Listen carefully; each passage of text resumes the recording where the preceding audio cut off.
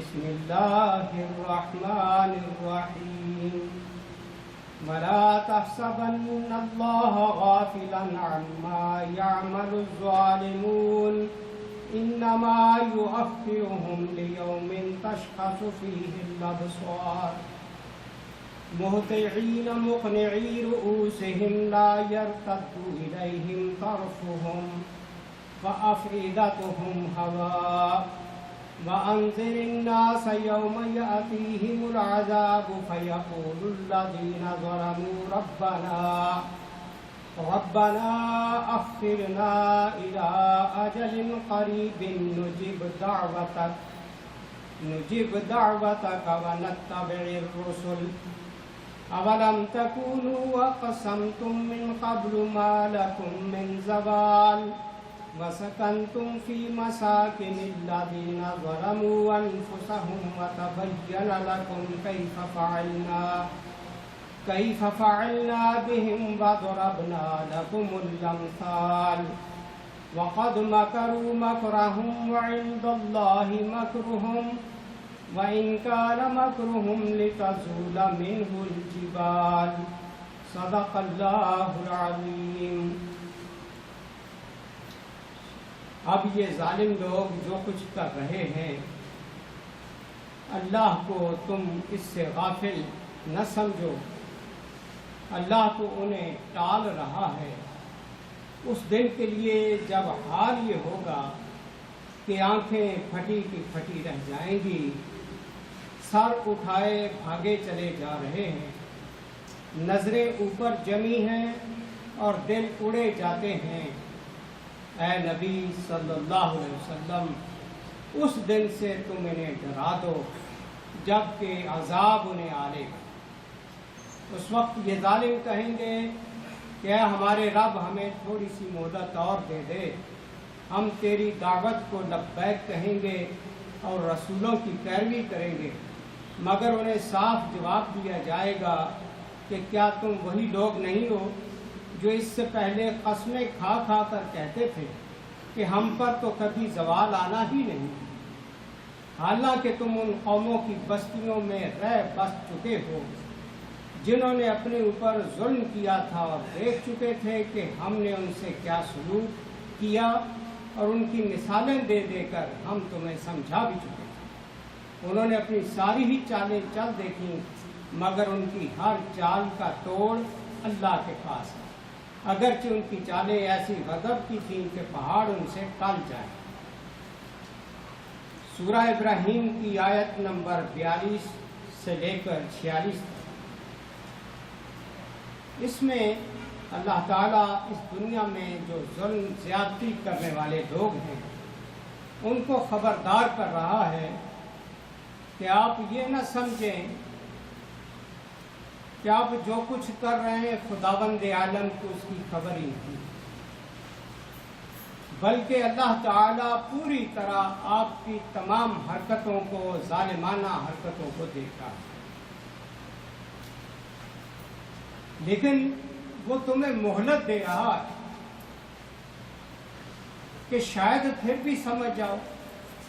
بار بار انسان کو زندگی میں چانس دیے جاتے ہیں، مہلت دی جاتی ہے کہ وہ اپنی کریکشن کر لے، اپنی اصلاح کر لے،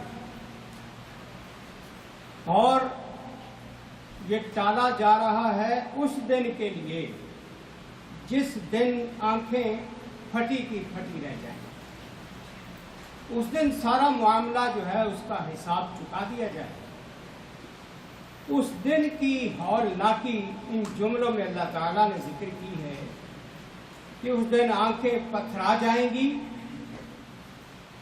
لوگ سر اٹھائے بھاگے چلے جا رہے ہوں گے، نظریں اوپر جمی ہوئی ہوں گی، کوئی کسی کی طرف دیکھے گا بھی نہیں،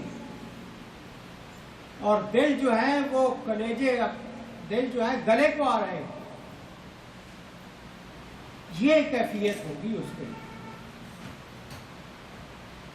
اس دن کی ہولناکی قرآن پاک میں اور بھی کئی جگہ ذکر ہوئی تو بڑا خوفناک ہے۔ اس لیے اللہ اپنے نبی کو کہہ رہا ہے کہ ان لوگوں کو ذرا ڈرا دو اس دن کے عذاب سے، وہ دن آنے والا ہے اس سے نہیں بچ سکو، اور وہاں جو کچھ ہیلے بہانے اور عذر پیش کیے جائیں گے اس کا وہ وقت ہی گزر چکا ہے۔ ساری مہلت جو ہے اس زندگی میں دی گئی۔ یہ موضوع ظلم کے بارے میں آج مجھے اس لیے اختیار کرنا پڑا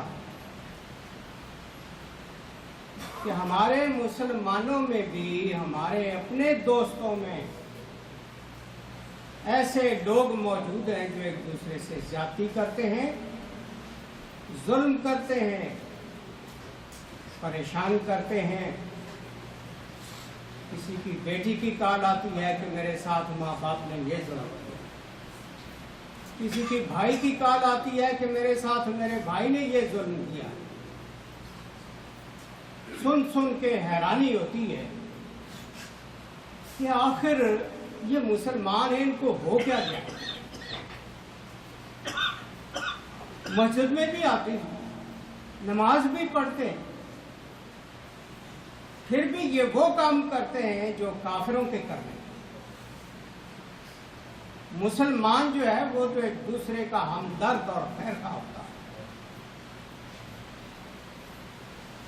لیکن جب مسلمان ہی ایک دوسرے کو کاٹنے لگے تو کون کسی کی حفاظت کرے؟ میرے دوستو، ظلم جو ہے اس کو خداوند عالم نے کبھی معاف نہیں کرنا جب تک کہ وہ شخص نہ معاف کرے جس پر ظلم کیا۔ حقوق العباد کا مسئلہ بڑا ہی نازک ہے۔ اللہ کے حقوق میں انسان سے کوتاہی ہو جائے تو اللہ اپنی طرف سے معاف کر سکتا ہے۔ بندوں کے ساتھ جو زیادتی کی ہے وہ اللہ نے فرمایا کہ میں نہیں معاف کروں گا، کیونکہ اس نے میرا حق نہیں مارا ہے۔ جس کا حق مارا ہوا ہے اس کو راضی کرنا ضروری ہے۔ نبی صلی اللہ علیہ وسلم نے اس سلسلے میں فرمایا، من کانت لہ مظلمۃ لاخیہ من عرضہ او شیء فلیتحللہ منہ اليوم قبل ان لا یکون درہم ولا دینار۔ جس شخص نے بھی آج اس دنیا میں اپنے کسی بھائی سے ظلم کیا ہے، زیادتی کی ہے، اس کی عزت سے کھیلا ہے، اس کا مال لوٹا ہے، اس کی کوئی چیز ہڑپ کی ہے، کوئی بھی زیادتی جو اپنے بھائی سے کی ہے، فَلْيَتَحَلَّلْهُ مِنْهُ الْيَوْمِ، آج ہی اس کی معافی مانگ لے، معاملہ آج ہی صاف کر لے، قبل اللہ یکون دینار ولا درہم، اس وقت سے پہلے کہ جس دن آدمی کے پاس کوئی ٹکا پیسہ نہیں ہو، خالی ہاتھ۔ قبر سے ہر شخص نے خالی ہاتھ اٹھنا، بلکہ قبر میں جانے والے بھی خالی ہاتھ جا رہے ہیں، ہم اپنی آنکھوں سے دیکھ رہے ہیں۔ کوئی جانے والا اپنے جائیداد قبر کے اندر ساتھ لے جا کے نہیں لے جا رہا، سارا کچھ ادھر چھوڑ کے خالی ہاتھ جا رہا ہے، اور اسی طرح خالی ہاتھ اٹھنا ہے۔ ان کان لہ عمل صالح اخذ منہ بقدر مظلمتہ، اگر نیک عمل اس نے کیے ہوئے ہوں گے نا، ظلم کرنے والے نے، نمازی نے، روزے دار نے، پرہیزگار نے، نمازیں پڑھتا رہا، روزے رکھتا رہا، راتوں کی عبادتیں کرتا رہا، اگر اپنے کسی بھائی پر اس نے ظلم کیا ہوا ہے، حضور فرماتے ہیں کہ اس کی یہ نیکیاں، جتنا اس نے ظلم کیا اس پر اتنی نیکیاں اس سے لے لی جائیں گی، وہ اس کو دے دی جائیں گی۔ آخر اللہ تعالیٰ نے عدل کا نظام جو ہے وہ قائم کرنا ہے، انصاف کرنا ہے، ذرہ ذرہ تول کے رکھنا ہے۔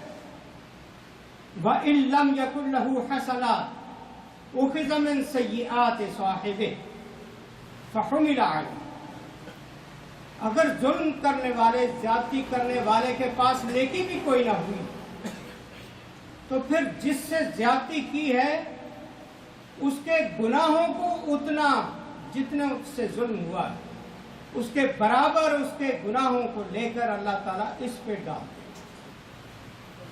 معاملہ برابر کرنا۔ صحیح بخاری کی ہے، قال رسول اللہ صلی اللہ علیہ وسلم من ظلم من الارض شیئا طوقہ من 7 ارضین، جس شخص نے ایک بالشت کے برابر بھی کسی کی زمین ماری، قبضہ کر لیا، 7 زمینوں کے برابر، وہ ایک بالشت نیچے 7 زمینوں تک جتنا اس کا وزن ہوگا اس کے مطابق اس کو اس کے گلے کا ہار بنا دیا جائے، گلے میں بوجھ ڈال دیا جائے۔ قال صلی اللہ علیہ وسلم انما انا بشر وانه یاتینی الخصم فلعل بعضکم ان یکون ابلغ من بعض فاحسب انه صدق فاقضی له بذلک۔ حضور فرماتے میرے پاس کوئی جھگڑا لے کے آتا ہے، ممکن ہے ظالم، زیادتی کرنے والا اپنی چرب زبانی سے دوسرے آدمی سے زیادہ بول کر، جھوٹے دلائل دے کر مجھے مطمئن کر کے مجھ سے فیصلہ کروا لے اور یہ سمجھے کہ نبی نے میرے حق میں فیصلہ کر دیا لہٰذا میرے لیے یہ زمین، یہ جائیداد، یہ سارا کچھ حلال ہو گیا۔ فرماتے ہیں فمن قضیت له بحق مسلم فانما هي قطعة من النار، میں اس سلسلے میں جس کے حق میں فیصلہ کروں گا دلائل کی اور شواہد کی بنیاد پر، اور حقیقت میں معاملہ اس کے الٹ ہو تو وہ شخص یہ سمجھ لے کہ وہ اس کے لیے فائدے والی بات نہیں ہوئی مجھ سے فیصلہ کروا، وہ سمجھ لے کہ دوزخ کے آگ سے ایک ٹکڑے کا فیصلہ میں نے اس کے حق میں کر دیا، فَلْيَأْخُذْهَا اور يَتْرُكْ، چاہے اس کو لے لے یا چھوڑ دے۔ کتنے ہمارے لوگوں کے مقدمے عدالتوں کے اندر چل رہے ہیں، پاکستان میں، مسلمان ملک میں تو یہ نہیں ہونا چاہیے کہ عدالتوں میں رش لگا رہے، لوگ اتنے کیس کریں۔ میں نے پہلے بھی ایک بار ذکر کیا کہ حضرت ابو بکر نے ایک بار حضرت عمر کو مدینہ شریف کا قاضی مقرر کیا، 2 سال کے بعد حضرت عمر نے ریزائن کر دیا۔ حضرت ابو بکر نے پوچھا گھبرا گئے ہو؟ فرمایا نہیں، 2 سال ہو گئے میں کمرہ عدالت میں فارغ بیٹھا ہوا ہوں، ایک بھی کیس میرے پاس مدینے سے نہیں آ سکتا۔ بھائی مسلمان معاشرے کا تو یہ حال ہونا چاہیے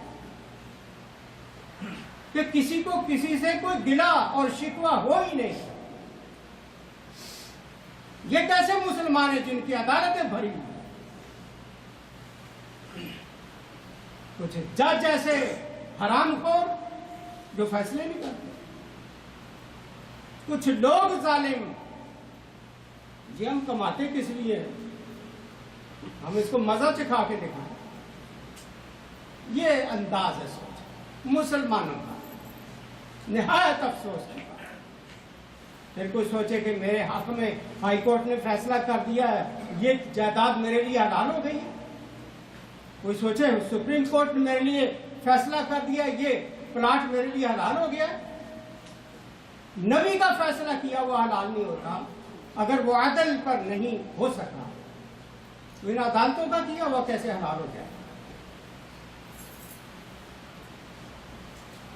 نبی صلی اللہ علیہ وسلم نے فرمایا اعدلوا بین اولادکم فی العطیہ، اپنی اولاد کو عطیہ دیتے وقت بھی عدل سے کام لیں، کسی کو زیادہ کسی کو کم، اس کی اجازت اسلام میں نہیں ہے۔ اپنی اولاد کے ساتھ رویہ مساویانہ رکھنا پڑتا ہے۔ یہاں مجھے ایک دوست بتا رہا تھا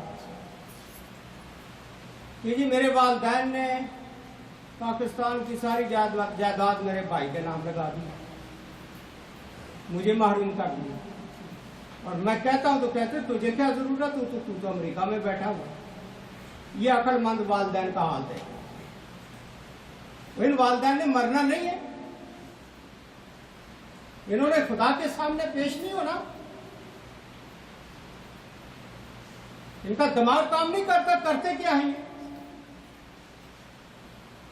خدا کی عدالت کوئی اندھیر نگری نہیں ہوگی جس طرح یہاں کی عدالت ہے۔ میرے دوستو، اپنے معاملات زندگی کو صاف ستھرا رکھنے کی کوشش کریں، کوئی کسی سے زیادتی نہ کرے، ورنہ اس کو بھگتنا پڑے گا، اور بڑا وہ مشکل وقت۔ نبی صلی اللہ علیہ وسلم نے اپنے ساتھیوں کی تربیت کرتے ہوئے ایک واقعہ ذکر کیا جو صحیح بخاری میں موجود ہے۔ ذکر رسول اللہ صلی اللہ علیہ وسلم رجلا من بنی اسرائیل کے ایک آدمی کا واقعہ ہے۔ سأل بعض بنی اسرائیل ان یسلفہ 1000 دینار۔ ایک آدمی دوسرے کے پاس آیا کہ 1000 دینار مجھے ادھار دے۔ فقال ائتنی بالشہداء اشہدہم، کہ کوئی گواہ تو لاؤ، ٹھیک ہے میں دے دیتا ہوں۔ فقال کفا باللہ شہیدا، اس نے کہا کہ میرا گواہ اللہ کافی ہے۔ قال فاتنی بالکفیل، اس نے کہا کوئی ضامن لاؤ۔ قال کفا باللہ کفیلا، کہ اللہ میرا ضامن کافی ہے۔ قال صدقت، قرض دینے والا کہتا ٹھیک ہے تو نے سچ کہا۔ اسے اطمینان ہو گیا کہ جو اللہ کا نام لے رہا ہے، انسانی پھر گواہوں کی کیا ضرورت ہے۔ فدفعها الیہ الی اجل مسمی، وقت مقرر تک اس کو وہ 1000 دینار قرض دے۔ فخرج فی البحر فقضى حاجتہ، وہ سمندر پار چلا گیا، اپنی ضرورت پوری کی۔ ثم التمس مرکبا یرکبها یقدم علیہ للاجل الذی اجلہ، جب وقت مقرر واپسی کا ہوا، پیسے لے کر 1000 دینار سمندر کے کنارے پر آیا۔ فلم یجد مرکبا، لیکن وہاں اس نے کوئی کشتی نہ دیکھی۔ فاخذ خشبۃ فنقرها فادخل فیها 1000 دینار وصحیفۃ منہ الی صاحب۔ اب کشتی جب نہیں ملی، پار نہیں جا سکتا تھا، وقت وہ دن مقرر جو تھا پیسے لے کے آیا ہوا ہے، پار جانے کا ذریعہ نہیں ملتا۔ اس نے لکڑی کی گیلی پکڑی بڑی ساری موٹی، اس کو کریدا، سوراخ نکالا، اس میں 1000 دینار ڈالے اور اوپر سے اس کو بند کر دیا۔ ثم زجج موضعہ، سوراخ کو اچھی طرح بند کر دیا۔ ثم آتا بہا الی البحر، سمندر پہ آیا۔ فقال اللہم انک تعلم انی کنت تسلفت فلانا 1000 دینار فسألنی کفیلا فقلت کفا باللہ کفیلا۔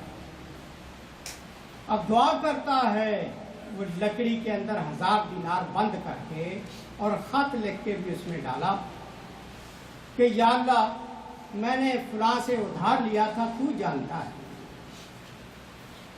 اس نے مجھ سے ضامن مانگا تھا، میں نے تیرا نام دیا تھا ضامن کے طور پر، فرادی ابے کو تیرے نام پر راضی ہو گیا تھا۔ وسألنی شہیدا فقلت کفا باللہ شہیدا فرادی ابے ذلک، پھر اس نے گواہ مانگا تو میں نے کہا کہ اللہ میرا گواہ کافی ہے، یا اللہ وہ تیرے نام پر راضی ہو گیا تھا تیرے گواہ ہونے پر۔ وَإِنِّي جَهَدْتُ أَنْ أَجِدَ مَرْكَبًا أَبْعَثُ إِلَيْهِ الَّذِي لَهُ فَلَمْ أَقْدِرْ، یا اللہ تو دیکھ رہا میں نے کوشش کی ہے، مجھے کوئی سواری نہیں مل رہی، پار جانے کے لیے وَإِنِّي أَسْتَوْدِعُكَهَا، میں اب اس کو یا اللہ تیرے سپرد کرتا ہوں. فرما بہا فی البحر، سمندر میں پھینک دی وہ لکڑی. حتی ولجت فی، وہ اس میں غوطے کھاتی ہوئی تیرتی چلی. ثم انصرف وهو فی ذلک یلتمس مرکبا یخرج الی بلد، بتھیری کوشش کی، تلاش کرتے ہوئے سواری کی، بالآخر اپنے شہر کو چلا گیا. فخرج الرجل الذی کان اسلف ینظر لعل مرکبا قد جاء بمالہ، دوسری طرف سے قرض لینے والا بھی اس دن وقت مقرر پر سمندر کے کنارے پر پہنچا کہ آج میرا قرض خواہ جو ہے، قرض دار جو ہے وہ لے کے آیا ہوگا. فَإِذَا بِالْخَشْبَةِ الَّتِي فِيهَا الْمَالُ، وہ شخص تو نہ ملا، نہ کوئی کشتی آئی، لکڑی ایک تیرتی ہوئی اسے نظر. فَأَخَذَ لِأَهْلِهِ حَطَبًا، اس کو ایندھن کے طور پر پکڑ لیا، چلو جلا کے گھر جا کے اس کو پھاڑ کے چولہے میں جلائیں گے، ایندھن کا کام ہے. فَلَمَّا نَشَرَهَا وَجَدَ الْمَالَ وَالسَّقِيمَ، گھر جا کے جب اس کو چیرا ہے لکڑی کو تو اس میں سے وہ 1000 دینار بھی نکلے، ایک خط بھی نکلا. ثم قدم الذی کان اسلفہ فأتى بالألف دینار، پھر وہ شخص اگلے دن جو 1000 دینار لے گیا تھا وہ بھی پہنچ گیا بنفس نفیس. فقال واللہ ما زلت جاہدا فی طلب مرکب یاتیک بمالک فما وجدت مرکب، کہنے لگا اللہ کی قسم میں نے کل بڑی کوشش کی کہ کشتی مل جائے، میں تیرا مال وقت مقرر پر واپس کروں تیرا قرض، لیکن افسوس کہ مجھے کوئی سواری نہ ملی. قال هل بعثت الیہ بشیء، اب وہ گھر والا پوچھتا ہے تو نے کوئی آلریڈی کوئی چیز میری طرف بھیجی ہے؟ قال اخبرک انی لم اجد مرکبا قبل الذی جئت فیہ. قال فإن اللہ قد ادى عنک الذی بعثت فیہ. اس نے کہا جی اس طرح لکڑی میں میں نے بھیجا تو تھا. کہنے لگا بس ٹھیک، وہ تیرا قرض مجھے مل چکا ہے. فانصرف بالالف دینار راشدا، یہ دوسرا 1000 دینار جو لے کے آیا ہوا ہے خوشی کے ساتھ اس کو لے جاؤ، یہ میرا حق نہیں. میرے دوستو یہ واقعہ انسان کا ذہن صاف نہیں کرتا.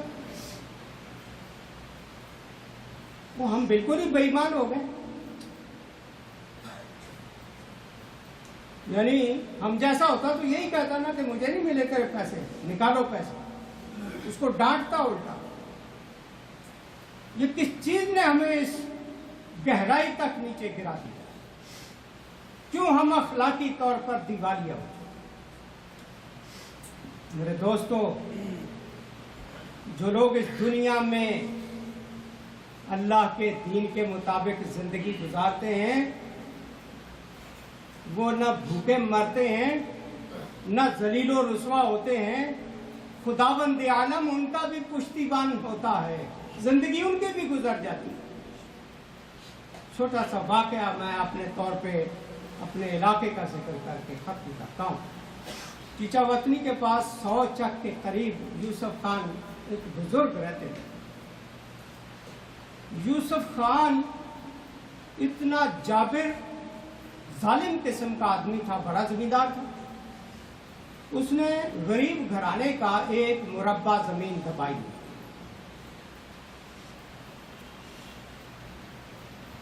برسوں سے اپنے مزارے بٹھائے ہوئے، زراعت ہو رہی ہے، کھا رہا ہے مزے سے کیونکہ طاقتور تھا.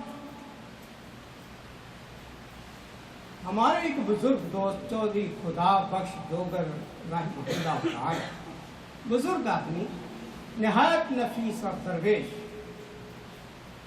وہ اس کے پاس جاتے ہیں، اس کو تھوڑی تھوڑی چھوٹی چھوٹی باتیں سمجھاتے ہیں، کچھ چھوٹے موٹے یہ کتابچے دیتے ہیں کہ پڑھو. وہ پڑھتے ہیں، ملاقاتیں برابر کرتے ہیں. یقین مانیے کچھ کتابیں پڑھنے کے بعد وہی یوسف خان ایک دن چل کر چودھری خدابخش کے گھر آیا. کہتا چودھری صاحب میں نے تو بڑا ظلم کیا, یہ کوئی غریب گھرانے کا میں نے 12 ایکڑ زمین دبائی برسوں سے, وہ کچھ کر نہیں سکتے, کمزور ہے, میں طاقتور ہوں. تو یہ کتابیں پڑھ کے تو مجھے بڑا خوف آیا, میں کیا کروں. بس وہ سویا ہوا ضمیر جاگ اٹھا. چودھری صاحب نے فرمایا کہ بھئی جس کا تو نے حق مارا اس کو واپس کر دو. اب اس شخص نے واپس جا کر اپنے مزارے جو بیٹھے ہوئے تھے اس کی زمین میں ان کو اٹھایا اور کہا کہ میری زمین میں بیٹھے, اور ان لوگوں کے پاس, غریبوں کے پاس جا کے رویا زاروں قطار کہ میرے ساتھ چلو کچہری میں کاغذی کارروائی کر کے سارے جو ہے معاملات تمہارے سپرد کر دوں. معافیاں مانگی, اتنے سال میں نے تمہارے ناجائز قبضہ کر کے کماتا رہا ہوں, کھاتا رہا ہوں, مجھے معاف. جیسے کیسے رو دھو کے اس شخص نے معافی مانگی, ان کی زمین ان کو واپس کی, اور خوش و خرم اس شخص نے ساری زندگی گزاری. لاہور میں آج بھی وہ یوسف خان زندہ ہیں, لیکن زندگی کے آخری لمحات. اتنی خوبصورت زندگی, میرے پاس وقت نہیں ہے میں کبھی آپ سے ذکر کروں. عظیم و شان انسان گزرا. حقیقت یہ ہے, یہ کتابیں جو ہم نے اتنی رکھی ہیں ان کو پڑھا میرے دوستوں, میری بڑی دلی خواہش, پڑھیں گے تو کریکٹر بنے گا. میں اپنی بات بتاتا ہوں, میں درس نظامی مکمل کر چکا تھا. یہ دینی کتابیں جو مدرسوں میں پڑھائی جاتی ہیں وہ کتابیں پڑھتے ہیں, اخلاقی تربیت کا نام و نشان نہیں. یہ میں خود اقرار کر رہا ہوں منبر پر کھڑا ہوں. اس گاؤں سے ہمارے شہر میں 4 آنے اس وقت لگتے تھے بس پر. ہم طالب علم لوگ اس کوشش میں ہوتے تھے کہ کنڈکٹر ہم تک نہ پہنچ سکے اور 4 آنے بچ جائیں. لیکن شعوری طور پر فارغ ہونے کے بعد جب میں نے سید مودودی رحمہ اللہ کی کتابیں پڑھی, میرے دل کی آنکھیں کھل گئی. اسی طرح میں ایک دن گاؤں سے بس پہ بیٹھا, اس وقت 4 آنے کے بجائے 8 آنے کرایا. یقین مانیے مردہ ضمیر جب جاگا تو میں کنڈکٹر چونکہ 4 میل کے فاصلے تک ساری سواریوں تک نہیں پہنچ سکتا. جب وہ بس شہر جا کے رکی ہے, ہم اتر گئے, کوئی پتہ نہیں کسی نے دیا کسی نے نہیں دیا. لیکن میری اس وقت کیفیت یہ تھی کہ میں کنڈکٹر کو ڈھونڈ رہا تھا کہ یہ 8 آنے اب میرے نہیں ہیں, جب اس کے ہیں اس کو دینے ہیں. میں رکھوں گا تو میں اللہ کے ہاں مجرم قرار پاؤں. اس طرح سے میرے دوستو اللہ نے جو ہمیں دل دیا ہے اس کی اللہ سے زندگی مانگا کریں. دل مردہ دل نہیں ہے, اسے زندہ کر دوبارہ. اقبال کہتے ہیں مردہ دل لیے پھرتے لاشیں چل پھر رہے ہیں. دلوں کی زندگی اللہ سے مانگیں. یہ مردہ دل ہے تو تبھی ہم ایک دوسرے سے زیادتی کر رہے ہیں. جس کا جو جتنا حق مارا ہوا ہے وہ دے کر اسی دنیا میں سرخرو ہو جائیں, اور موت کے آخری لمحے کا کوئی پتہ نہیں کس وقت موت وار کر جائے اور اٹھا کے لے جائے. ہر وقت اپنے آپ کو تیار رکھیں کہ کوئی پتہ نہیں کس وقت موت آ جائے گی اور اچک کے لے جائے. ریڈی رہیں کہ نہ اللہ کا کوئی حق دینا ہو نہ کسی بندے کا کوئی حق دینا. صاف ستھری زندگی گزارنے کی کوشش کریں. اللہ تعالیٰ مجھے بھی, آپ کو بھی, اور سب مسلمانوں کو اس پر پوری طرح عمل کرنے کی توفیق نصیب کرے. باقی دعوانا الحمدللہ.